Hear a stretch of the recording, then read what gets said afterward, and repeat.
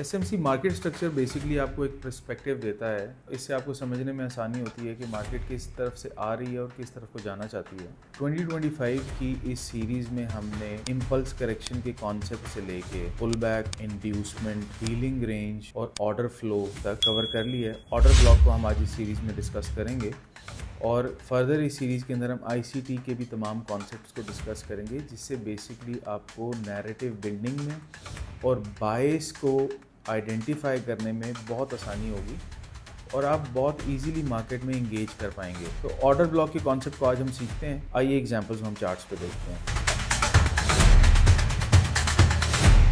अस्सलाम वालेकुम, मैं हूं मोहम्मद एहसन तनवीर और आपको अपने YouTube चैनल पे खुशामदीद कहता हूं। आपको याद कराता चलूं कि चैनल को सब्सक्राइब करना मत भूलिएगा और अगर आपको वीडियो पसंद आए तो लाइक ज़रूर कीजिएगा। ऑर्डर ब्लॉक के कॉन्सेप्ट को समझने से पहले ये बहुत ज़रूरी है कि आपको impulse correction, pull back, inducement, dealing range और ऑर्डर फ्लो के कॉन्सेप्ट्स का बखूबी अंदाज़ा होना चाहिए। इन कॉन्सेप्ट्स को अगर आप रिवाइज करना चाहें तो इस लिंक पे क्लिक करके आप कंप्लीट प्लेलिस्ट को एक्सेस कर सकते हैं। स्क्रीन पे आपके सामने गोल्ड का 4 आवर का चार्ट अवेलेबल है। हमने इस चार्ट के ऊपर 2 डीलिंग रेंजेस को डिस्कस किया था। मार्केट का ट्रेंड पहले बुलिश था, जिसमें हमने बुलिश डीलिंग रेंज को आइडेंटिफाई किया था और इस डीलिंग रेंज के अंदर हमने बुलिश ऑर्डर फ्लोज आइडेंटिफाई किए थे और मार्क भी किए थे।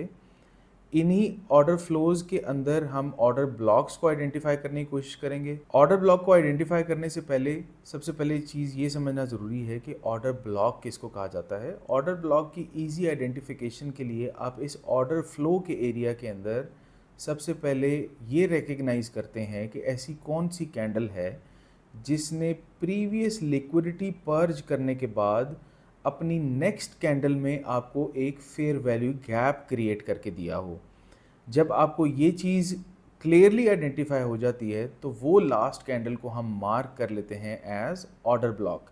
और ऑर्डर ब्लॉक हमारा वो एरिया होता है जहाँ से हम एक्सपेक्ट करते हैं कि मार्केट यहाँ से हमें एक रिएक्शन देगी। अब क्योंकि बुलिश डीलिंग रेंज के अंदर हमने 2 ऐसे एरियाज़ को आइडेंटिफाई किया है जो कि हमारे पास ऑर्डर फ्लोज हैं, तो इन एरियाज़ के अंदर हम बहुत ही इजीली ऑर्डर ब्लॉक्स जो है वो आइडेंटिफाई कर सकते हैं। नेक्स्ट, जब मार्केट ने चेंज ऑफ कैरेक्टर लेवल से नीचे ट्रेड किया और हमारे पास जो ट्रेंड है वो H4 टाइम फ्रेम के ऊपर बेरिश हो गया, तो अब हमारे पास जो डीलिंग रेंज है वो बेरिश डीलिंग रेंज हमारे पास क्रिएट हो गई।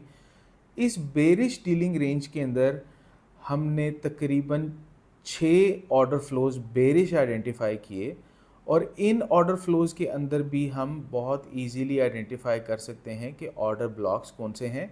बेरिश डीलिंग रेंज के अंदर भी हमारे पास जो ऑर्डर ब्लॉक की डेफिनेशन है वो बिल्कुल वही रहेगी जैसे हमारे पास बुलिश डीलिंग रेंज में थी।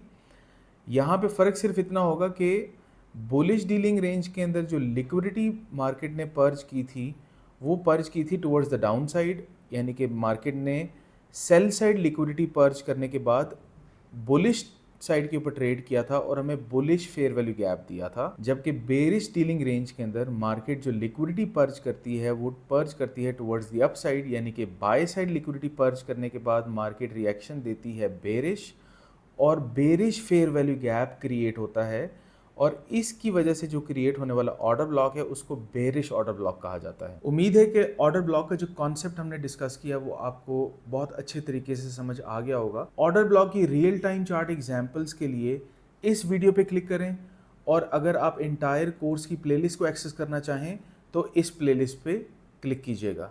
इंशाल्लाह मुलाकात होगी अगली वीडियो में, तब तक के लिए अल्लाह हाफिज़।